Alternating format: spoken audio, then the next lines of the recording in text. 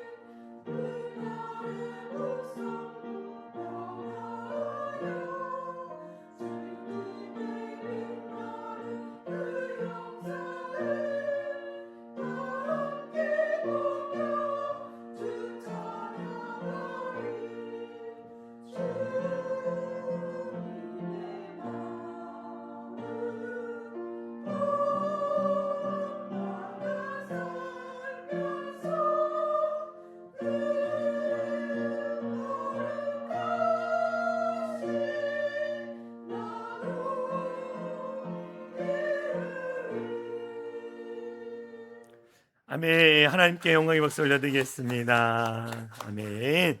귀한 찬양 감사를 드립니다. 할렐루야. 아멘. 오늘 이후 예배에 나오신 우리 성도님들 사랑하고 축복합니다. 오늘 함께 나눌 말씀의 제목은 지쳐도 괜찮습니다. 하나님이 다시 살리십니다. 라는 제목으로 함께 은혜를 나누려고 합니다. 우리가 인생을 살다 보면 때로는 예기치 못한 어려움과 문제를 겪게 될 때가 있습니다. 내 힘으로 이것을 이겨보려고 해도 정말로 이길 수 없고 버티려고 해도 버틸 수 없는 그런 여러 가지 순간을 맞이할 때가 있다라는 거예요. 그런데 나는 열심히 살아왔습니다. 또 믿음을 지키려고 몸부림쳤고 나름대로 최선을 다해서 가정과 직장과 또 교회를 섬기는 일들을 감당했어요. 그런데 그 예기치 못한 여러 가지 사건과 어려움 때문에 피로감이 찾아오고 영적인 침체가 찾아올 때가 있다라는 거죠. 그래서 모든 것을 포기하고 싶고 내려놓고 싶을 때가 있습니다. 그럴 때 우리는 가끔 이렇게 기도해요. 내 마음이 텅텅 비어 있는 것 같고 공허한 것 같은 그 마음, 여러 가지 경제적인 어려움이나 관계적인 어려움이나 삶의 여러 가지 문제로 말미암아 내 마음이 공허하고 비어져 있는 그 마음 가운데 하나님, 내가 왜 이럴까요? 내가 왜 이럴까요? 제 믿음이 이것밖에 안 될까요? 하며 스스로 자책하며 예배의 자리에 앉아 계시는 분들도 계실 줄 모르겠습니다. 이런 상태를 영적으로 번아웃이라고 합니다. 인생을 살다가 보면 누구나 이 번아웃이라는 것이 올 때가 있다라는 거죠. 오늘 시편 119편을 썼던 기자, 이 110편을 썼던 저자도 영적인 번아웃이 왔습니다. 그래서 자기의 지금의 상태를 이렇게 표현하고 있어요. 시편 119편 83편에 이렇게 나오고 있습니다.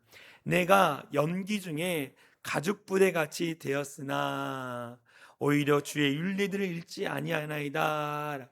연기 중에 가죽 부대와 같다라고 자기의 지금 마음의 상태를 이야기하고 있는 거예요.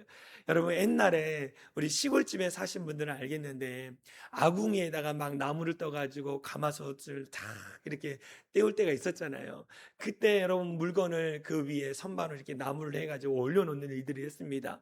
이스라엘도 마찬가지로 양의 가죽이나 염소의 가죽을 가지고 깨매어 가지고 물을 담거나 또 기름을 담아서 멀리 갈 때 이동할 때 그렇게 사용을 했어요. 근데 그 가죽 부대를 끓음이 많은 부엌에 아궁이 위에다 올려놓을 때에 끓음이 가득 가죽 부대에 묻혀지고 그 다음에 그 가죽 부대가 촉촉했는데 그 열기로 말미암아 말라질 때에 가죽이 단단해지고 굳어질 때에 어떻게 되느냐, 그것을 톡 건드리면 부서지는, 다시 말하면 내 심령이 지금 누군가 톡 건드릴 때에 부서질 것 같은 벗아웃의 상태에 있습니다. 아무짝에도 쓸모없는 내 인생은 왜 그럴까? 나는 아무 능력도 없고 나는 아무것도 할 수 없어 라고 하면서 포기하고 싶어하는 그런 상태를 연기가 가득한 가죽 부대라고 이 저자가 지금 표현을 하고 있다라는 거죠. 절규를 하고 있습니다. 극진한 스트레스로 말미암아 모든 온몸의 진액이 다 빠져가지고 이걸 해도 귀찮고 저거 해도 귀찮고 밥맛도 없고 모든 것을 포기하고 싶은 이 상태의 모습을 표현하고 있어요. 내가 연기가 가득한 가죽 부대의 모습처럼 누군가 턱 건드리면 부서질 것처럼 내 인생이 완전히 무너질 것 같은 그런 심령의 마음의 벗아웃 상태에 있습니다 라고 이야기해요. 그런데 그는 거기에 머물리지 않고 다시 살려주시는 하나님을 바라보며 일어나는 것을 보게 돼요. 그러면서 내가 과거를 들어보니 그런 번아웃 상태에 있었지만 내가 다시 일어납니다, 다시 회복됩니다, 그러면서 다시 일어날 수 있는 비결을 세 가지를 말씀해 주고 있습니다.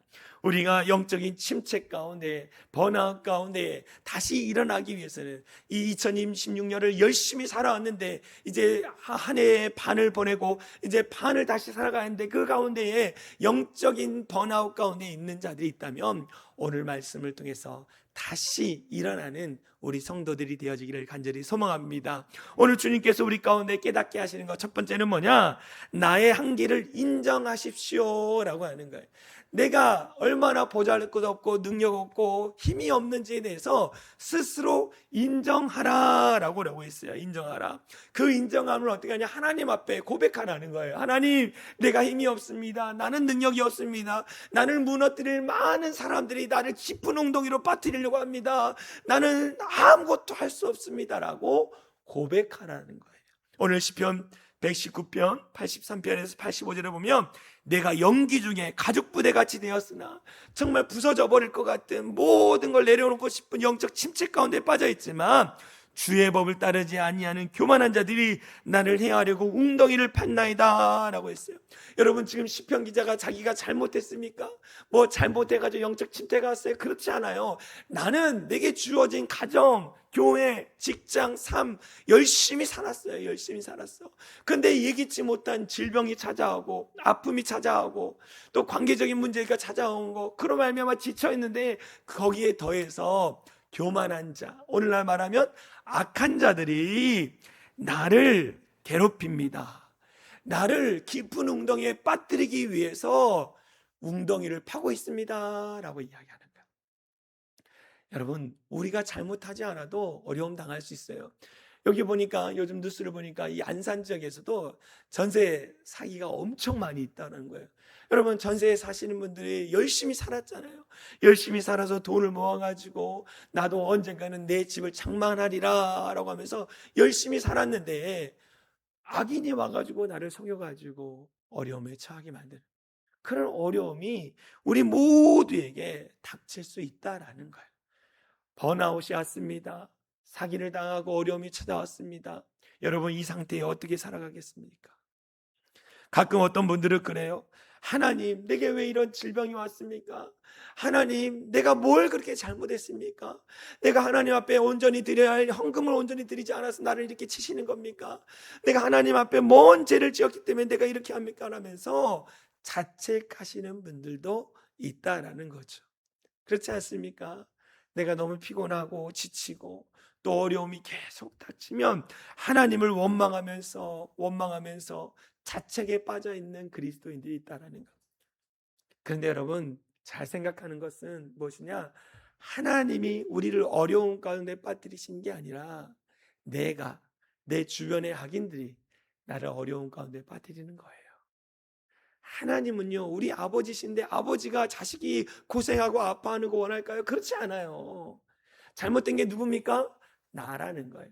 더불어 뭡니까? 이 세상, 사단이 주관하는 어둠의 세상의 주관자들이 우리를 온전하게 살아가지 못해도 자꾸 무너뜨리는 거. 여러분, 죄가 없어도 고난 당할 수 있어요. 어려움 당할 수 있습니다. 여러분, 성경의 위대한 인물들을 보십시오. 요셉이 무슨 죄가 있었습니까? 여러분, 친형들에게서 인신매매 당했습니다. 보디발의 집에 가서 눈물로 충성을 다했는데 억울한 누명을 썼습니다. 그가 죄가 있어서 고난당했나요? 그렇지 않아요. 그는 순결하게 거룩하게 살려고 애쓰다 보니까 고난을 당한 거예요. 모세는 어떻습니까? 더불어 욥은 어떻습니까? 당대의 의인이라 그랬잖아요. 근데 사단의 그 게임으로 말미암아 이 10명의 자녀가 다 죽었습니다. 재산이 다 날아갔습니다. 기아장으로 자기 몸을 긁는 피부병이 왔습니다. 그는 온전하게 바르게 살고자 했었는데 고난이 왔다라는 거예요. 그들이 믿음이 없어서입니까? 아니죠. 그들이 기도 안 했을까요? 기도했죠. 예배하고 기도하고 성실하게 살아갔다는 거예요. 그런데 내 힘으로 이길 수 없는 수많은 고난이 왔다는 거예요. 근데 그때에 우리가 깨달을 것은 뭐냐? 영적으로 보면 그 시간은 내 힘으로 하려던 인간적인 계산적인 방법을 내려놓는 시간이에요. 내가 애쓰고 노력해도 안 되는 그 시간이 뭐냐? 내 힘으로 안 되고 내 능력으로 안 된다라는 것을 인정하는 시간이라는 거예요. 그래서 우리를 누가 의지하는 거예요? 하나님을 의지하는 거예요. 하나님 앞에 나와 기도하는 거예요. 여러분이 해결할 수 있는 문제가 있습니다. 어려움을 헤쳐나갈 수 있는 능력이 있습니다. 그런데 내가 하다가 안 되는 부분이 있어요. 안 되는 것이 있다라는 거죠. 한계가 다다는 거예요. 그때 어떻게 하시겠냐는 거예요. 하나님을 의지하는 거예요. 오늘 고린도후서 4장 7절에 보면 이 사도 바울이 이야기합니다. 질그릇 같은 우리라는 거예요. 질그릇. 말씀을 볼까요? 우리가 이 보배를 질그릇에 가졌으니, 질그릇은 뭡니까? 끼어지기 쉬운 그릇이에요. 끼어지기 쉬운 내 안에 보배가 담겨져 있다는 게 어떤 보배? 하나님의 능력, 하나님의 힘, 능력. 그 예수 그리스도를 통한 하나님의 능력이 내 안에 있어서 깨질 것 같은 인생이 깨지지 않고, 여기 우겨싸움을 당하도 쌓이지 아니하고 답답한 일을 당하도 낙심하지 않을 것은, 박해를 당해도 버림받지 않고 망하지 않는 것은 내 안에 예수님이 계시기 때문이다. 할렐루야. 내 안에 하나님의 능력이 계시기 때문이다 라고 이야기하는 거예요. 여러분, 우리는 질그릇과 같은 존재입니다. 깨어지기 쉬운 존재예요. 연약한 존재예요. 오늘 시편 기자가 이야기했던 것처럼 부서지기 쉬운 가죽 부대와 같은 깨지기 쉬운 연약한 자라는 것을 내가 인정하는 거예요. 인정하는 거. 그것을 인정할 때에 하나님이 도우시는 거예요. 할렐루야. 여러분이 자녀들 키울 때 막 애들이 뭔가를 해요. 막 자기 혼자 하도록 부모가 놔두잖아요. 뭔가를 해보고. 그런데 하다가 안 되는 일은 부모님이 어떻게 해요? 그냥 내비두나요?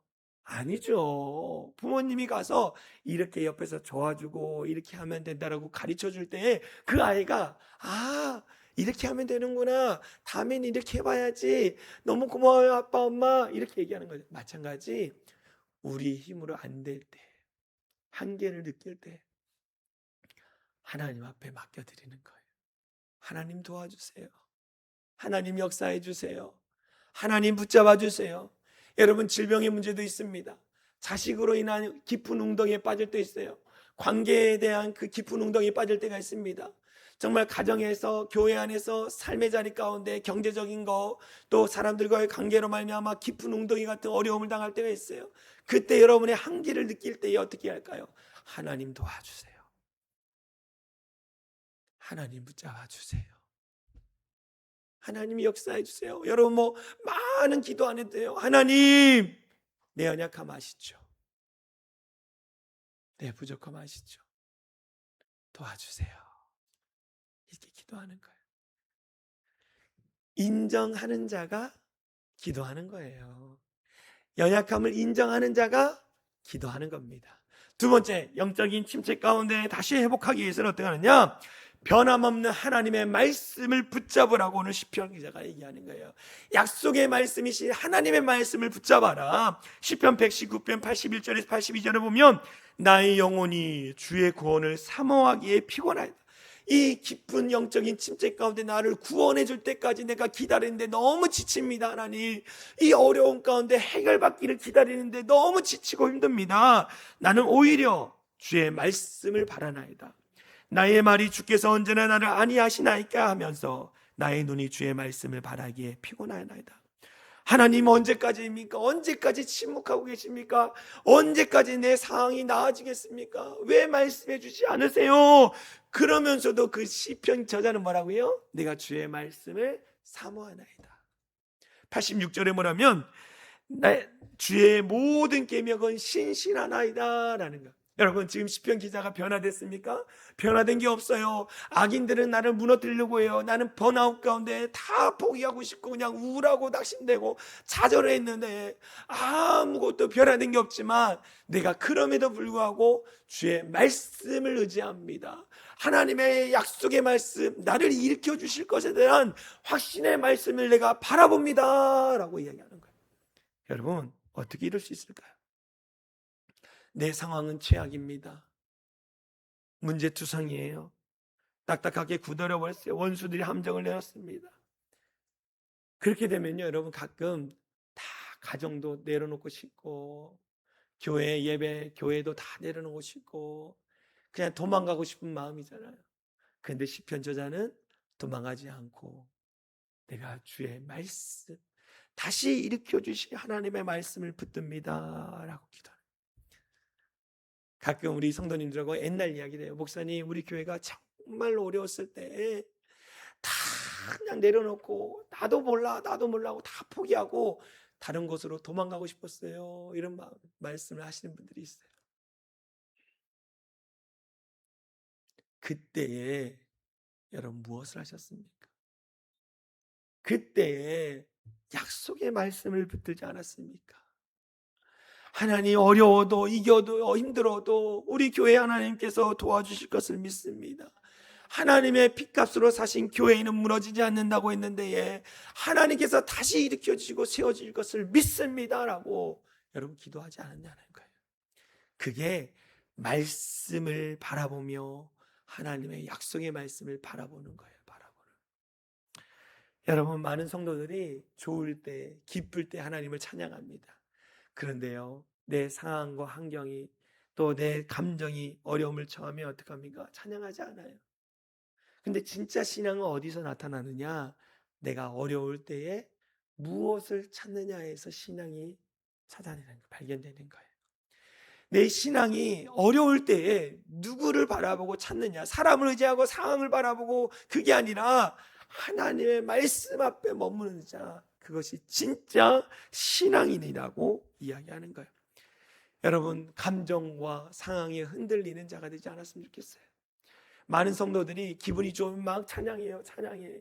기분이 나쁘고 상황이 안 좋으면 그냥 우울해 있어요. 그거는 뭐냐? 내 상황과 감정에 춤추는 신앙이에요.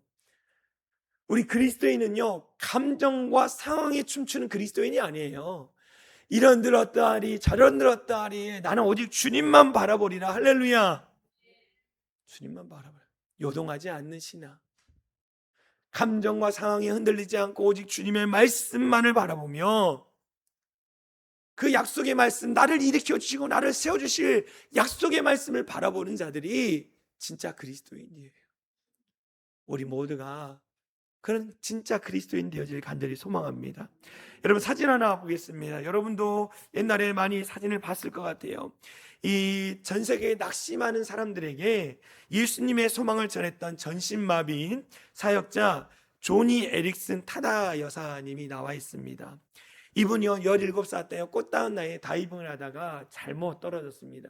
그래서 전신이 마비가 돼버린 거예요. 그래서 이분이 눈물로 하나님께 기도하니까, 하나님, 왜 나를 이 비참한 절망 속에 빠지게 하셨습니까?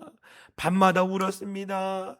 정말로 죽고 싶은 마음, 끝내고 싶은 마음, 나의 인생은 끝났다라고 늘 자기 머릿속을 되뇌이면서 포기하고 싶은 마음이 가득했다라는 거예요.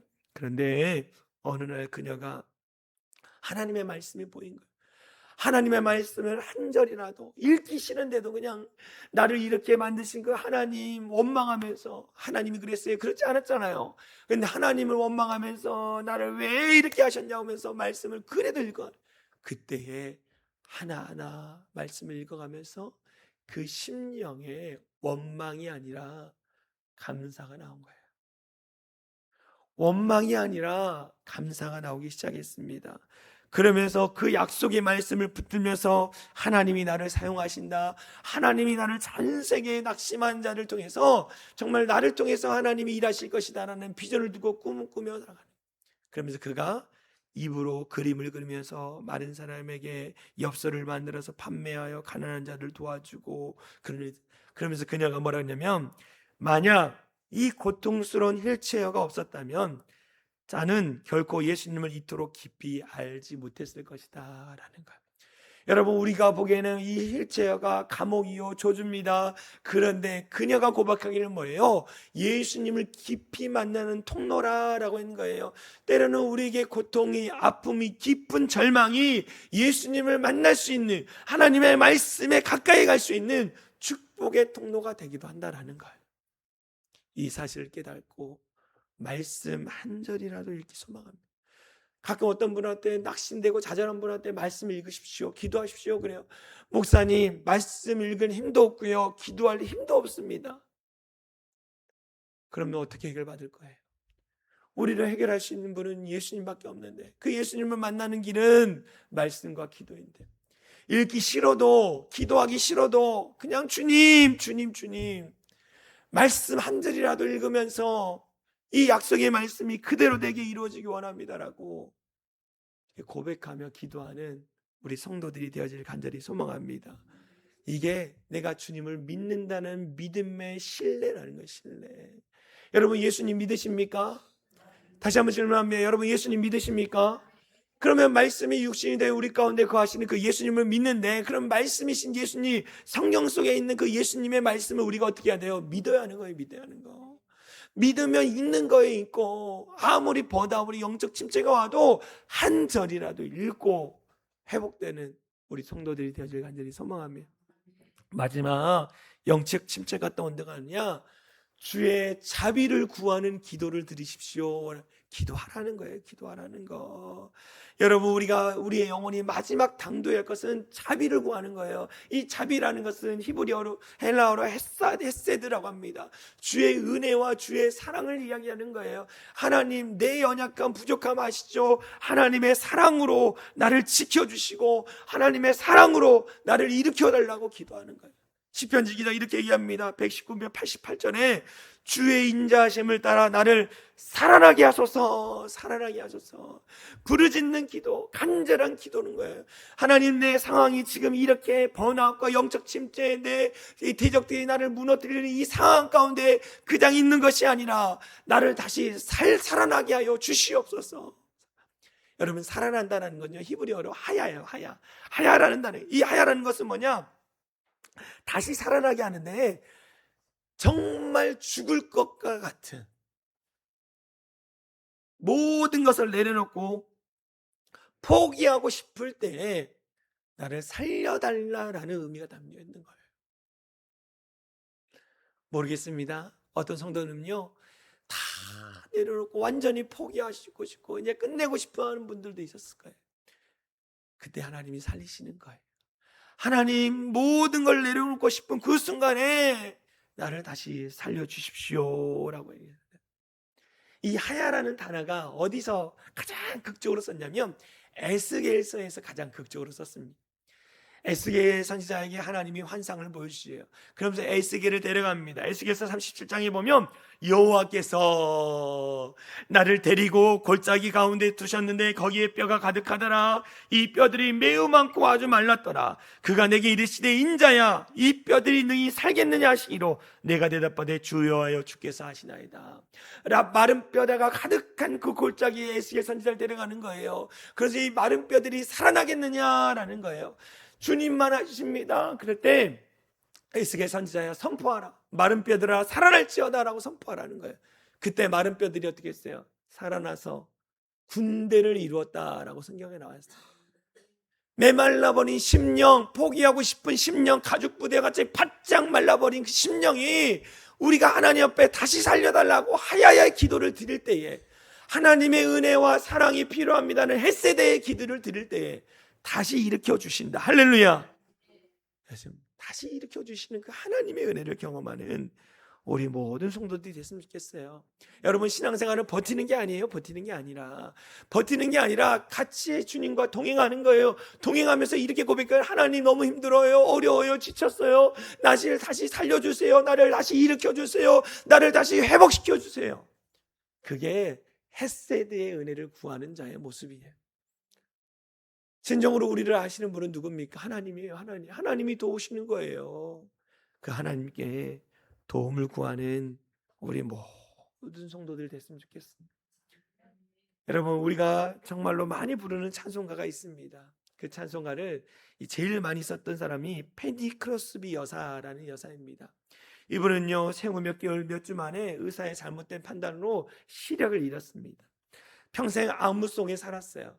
그 암흑 속에서 좌절하고 싶고 하나님 원망하고 싶고 막 좌절했지만 하나님의 은혜로 그가 그 원망 대신에 감사가 나오고 그 감사를 통해서 수많은 찬송가를 썼어요. 8,000곡 이상의 찬송시를 썼습니다. 그가 어떻게 이런 삶을 살 수 있었습니까? 하나님을 깊게 만났기 때문에, 주의 자비의 은혜를 구했기 때문에. 그가 노년의 삶에 이렇게 고백했대요. 만약 육신의 눈을 떠서 세상을 보았다면 세상의 화려한 것들 때문에 눈이 멀어 이토록 기쁜 그리스도의 자비를 찬송하지 못했을 것이다. 내가 시력을 잃은 것이 하나님의 은혜를 더 깊게 경험하는 일이었고, 그로 말미암아 헷세드 하나님의 자비를 구하는 은혜가 있었다. 그러면서 사람들에게 마음을 감동하는 많은 시를 썼다라는 거예요. 여러분, 오늘 우리가 어떻게 해야 합니까? 주님, 나를 다시 일으켜 주세요. 주님, 우리의 가정을 다시 회복시켜 주세요. 주님, 주의 몸된 교회를 다시 살려 주십시오 라고 기도하는 거예요. 그게 자비를 구하는 기도예요. 여러분, 오늘 세 가지 말씀을 나누었습니다. 영적 침체 가운데 빠진 분들, 정말 모든 것을 포기하고 싶고 정말로 다 내려놓고 싶은 분들, 어떻게 해야 돼요?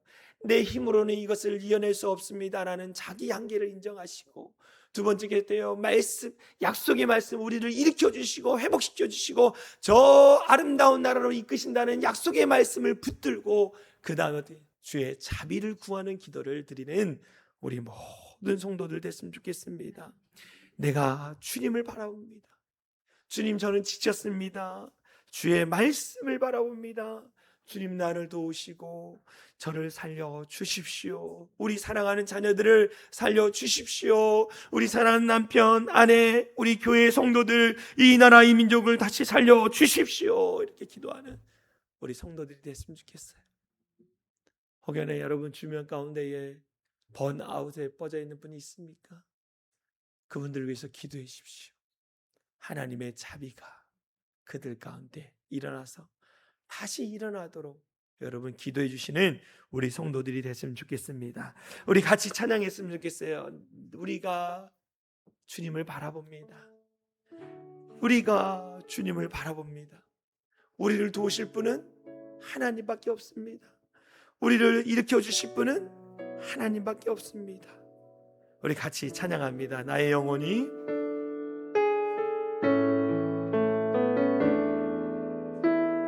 나의 영혼이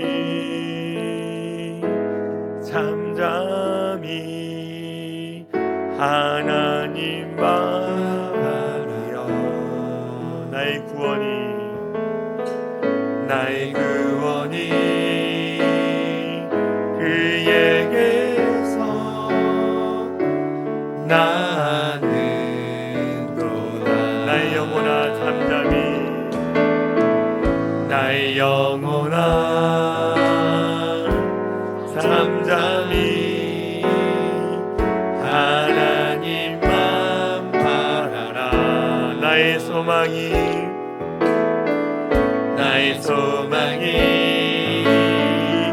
저에게서 나는 너다. 오직 주만이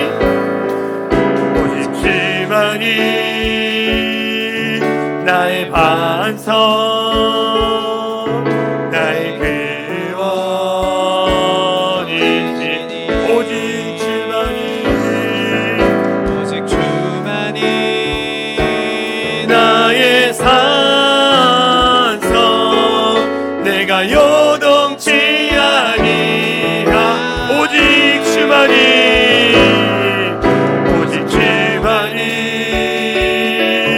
나의 산성, 나의 구원이시.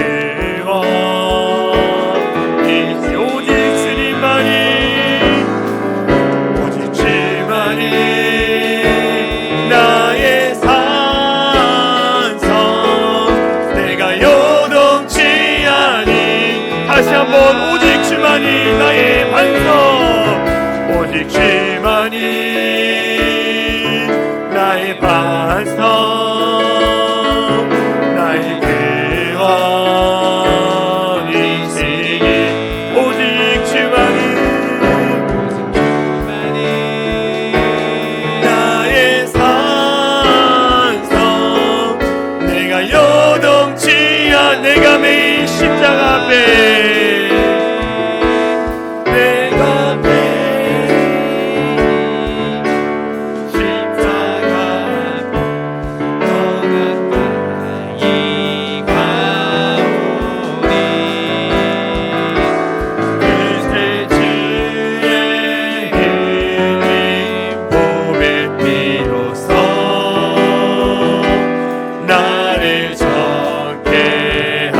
매일 십자가 앞에,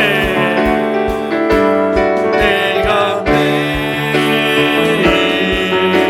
십자가 앞에 더 가까이 가오니. 금세 주의 흘린 보배 피로써 나를 정케